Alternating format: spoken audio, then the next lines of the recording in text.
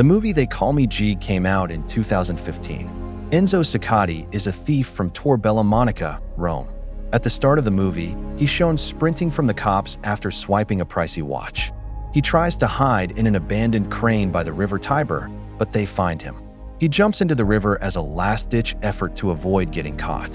As he tries to get back on the crane, he ends up climbing on a barrel underwater. But, unfortunately for Enzo, the barrel breaks and he gets hit with the radioactive waste inside.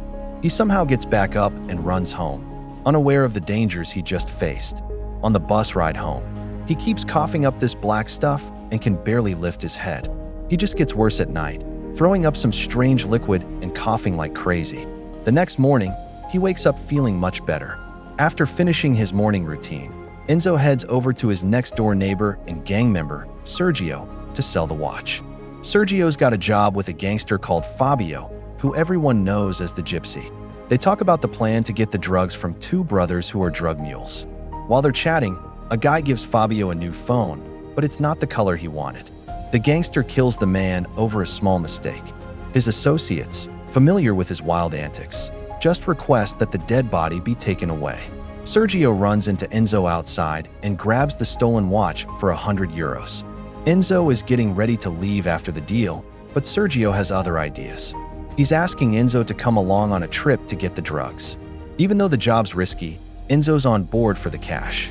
After the meeting, they head over to Sergio's place to grab what they need for the deal. Enzo meets Sergio's daughter, Alessia, for the first time and finds her behavior puzzling. She's made a bunch of cute, childish drawings and stuck them up all over the house.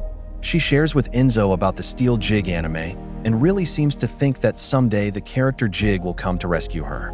Once they head out, Sergio says sorry for his daughter's actions, sharing that she's really troubled and has an obsession with the Steel Jig anime. She's always been a unique kid, but since her mom passed away, she's really withdrawn from everything. They grab the drug mule brothers outside the airport and take them to a building that's still being worked on. It's an easy job. Remove the packets of drugs from the brothers' bodies. But one of them ends up dying from an overdose when a packet bursts in his stomach. The living brother is really mad at Sergio for not taking them to the hospital sooner. Sergio just says they'll need to cut the dead body to get the substance out. The living brother grabs the gun from Sergio and fires at him multiple times.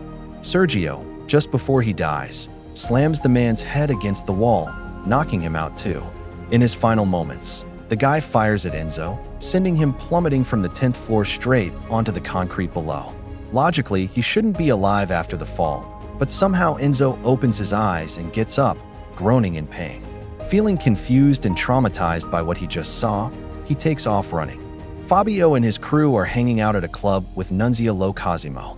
She's a terrorist and heads up the Caroma clan, one of the largest drug trafficking groups in Rome. Fabio was meant to sell the drugs that Sergio brought to Nunzia, but with both Sergio and the drug mule gone, he's having a hard time figuring out what to tell her. For now, he tells her the deal went great, fully aware that if she learns the truth, he's done for. While Enzo is heading home, Alessia stops him along the way. She brings up her dad, but he just brushes her off. She just keeps banging on his door. Enzo, feeling frustrated, punches the door and ends up making a hole in it. He's caught off guard by his own strength, trying to move the furniture and finding it surprisingly easy. Later that night, he uses his new strength to steal an entire ATM by breaking it open. When he gets home, he spends the money on food. Along with superhuman strength, he also appears to have gained the ability to heal instantly. The gunshot wound on his shoulder from a few hours ago is totally gone now. Downstairs, Fabio and his crew are searching for Sergio and are pressuring Alessia to give up his location. So, it looks like they had no idea where the deal was going to happen. So, they think Sergio has run off with the drugs and are set on tracking him down. Fabio presses a butcher knife against her throat and asks her where her father is. Alessia doesn't say anything, not really sure what's happening, and that just makes him even angrier.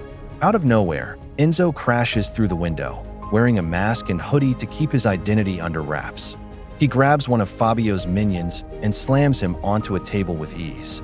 The others give it a shot, but they're no match for his superhuman powers and get taken down easily.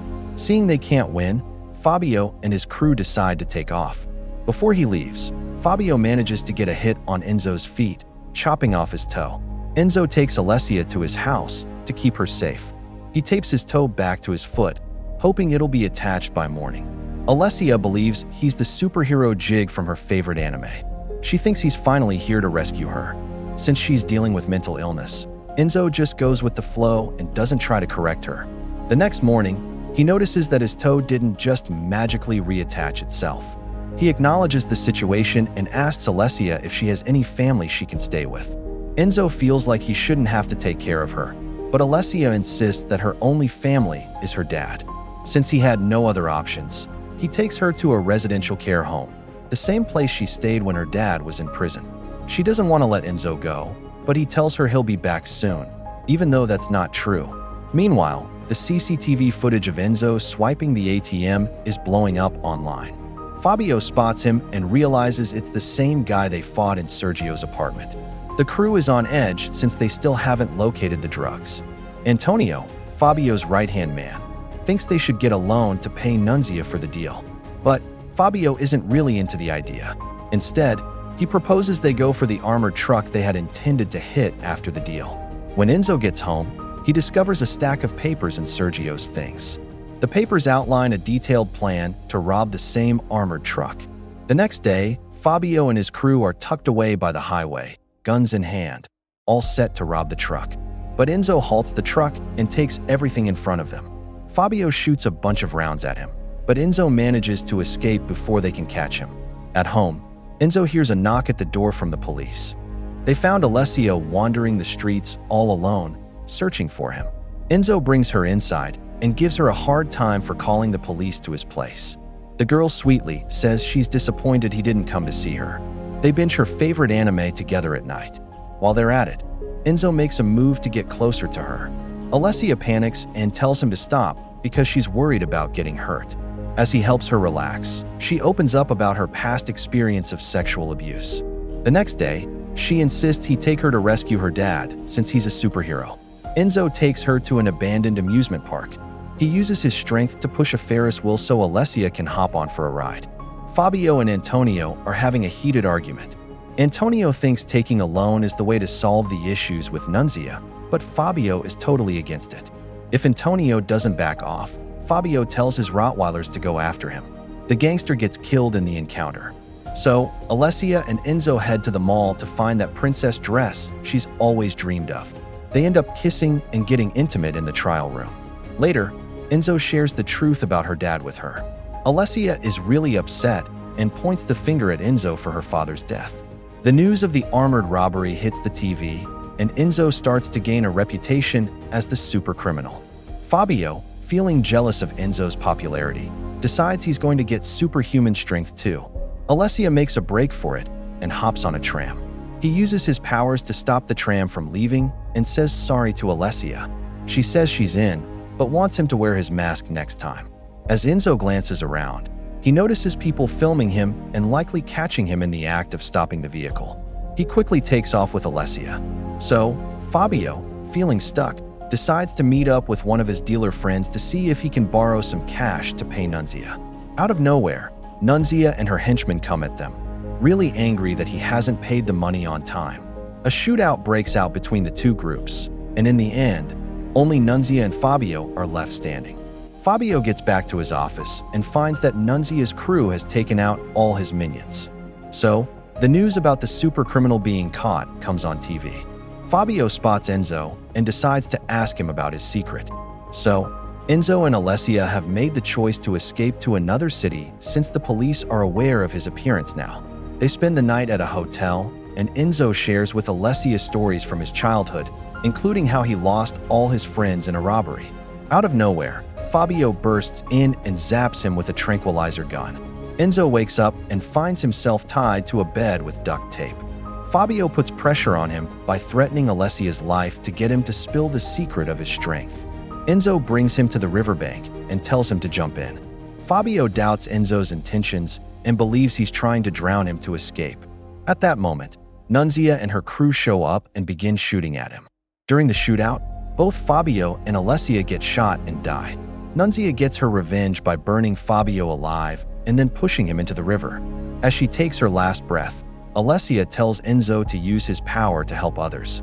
He wraps her in his arms, grieving the loss. The next morning, Fabio comes out of the water, well and alive. So, it looks like the radioactive substance has had an effect on him, and now he's got super strength too. He heads over to Nunzia's place and gets his revenge by taking out everyone there. He films himself taking out everyone, aiming to become as famous as Enzo. So, he discovers a bunch of explosives tucked away in the house. It looks like Nunzia was planning to bomb the city. So, Enzo is just wandering around by himself, feeling really down about Alessia's death. A woman and her daughter have a car accident close to him. He uses his powers to rescue the little girl from the burning car. The mother gives him a grateful hug, bringing Alessia and her words to mind. A little while later, he catches a video on TV where Fabio is threatening to bomb the Stadio Olimpico. Once he got the powers, he just wants to scare everyone for the fun of it. Enzo quickly heads out to find him. He walks into the stadium, where the crowd is buzzing with excitement over the game. While searching, he spots Fabio in the parking lot holding the remote for the explosives. They have a tough time for a bit. Then Fabio dashes into the stadium and gets lost in the crowd. A little while later, the chase is back on outside. Enzo finally discovers the explosive in an ambulance. He can't defuse it, so he grabs it and runs to the Musica Armando Travaglioli bridge over the Tiber River. Fabio stops him from tossing the explosive into the river. In the last showdown, the two are battling to grab the bomb with just a minute left before it goes off. At the last moment, Enzo snatches it up and leaps into the river with Fabio. The explosion takes out Fabio, and his head lands on the bridge, decapitated. People think Enzo is dead, and the media is calling him a hero. In the final scene, he watches over Rome from the Colosseum. He slips on a gig mask that Alessia knitted for him ages ago. That's everything from the video. Hope you enjoyed it.